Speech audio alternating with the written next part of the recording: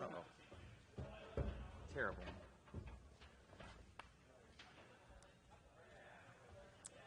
Well, obviously here with Jason Rona, JConcepts, thank you for bringing us out for this entire series for both the INS and this NCTS. And it was the 11th annual for the INS, the 3rd annual for this one. And, dude, it was an awesome time out here at Thunder Road.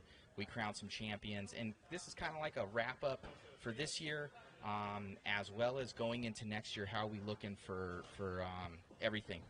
Yeah, I mean, this year what we talked about, in Indiana there at Hoosier is we did 4 races of each, so total 8 races, but it was, you're either in the points for the indoor off-road, on dirt, or the indoor for carpet or turf. So we did 8 events, our 11th year on the dirt, so pretty amazing. We went through 11 years already, and now we're in the 3rd of carpet and astroturf. So I want to say that this was probably our biggest indoor carpet race yet. I believe it was 238 entries. I think that was our biggest carpet. The biggest turf, of course, the one event in Connecticut, that one always does really well. Yeah, I think we showed some growth this year in some different track locations.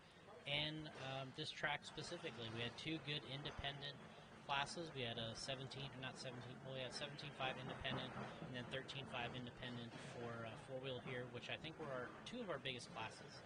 So a lot of successful things, and I think we'll probably try to incorporate that 13.5 Indy four-wheel class next year. So we'll have both of them all year long on both series. So looking forward to that. We had some great racers, of course. I mean, we had Dakota Fenn winning on our dirt series, Brock Champlin winning on our carpet and turf series, and then we had Davey winning on both. So I think he won all 4, right? And we had some great champions out there, and it was just nice to have a lot of guys travel with us and do these events. And I think we actually had more travel, carpet, and astroturf guys than we did on the dirt, which was kind of unique.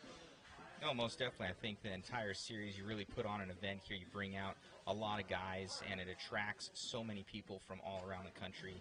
And that was one of the, when I was racing heavily, that was one the funnest thing for me, is traveling around, going to these new places, and it actually makes you a better racer overall, because you always learn something at each venue, and it makes you a better racer overall. So I really enjoyed when I was going to the INS series races. Maybe I'll be able to throw it down for this next year. We're going to be covering the races for you here next year. So we'll obviously have live coverage. Hannah's been doing awesome with telling the story out there, as well with photos and videos and everything else. And no, it's something very unique. Loving it. And are we able to allude to kind of what tracks are, on for next year, and when people can really anticipate a schedule coming out for both series? Yeah, we're looking at the same dates, roughly. We might try to get with Brent at Beach RC, so we're not on the exact same date as the Masters, so we can kind of stagger those by a week or so.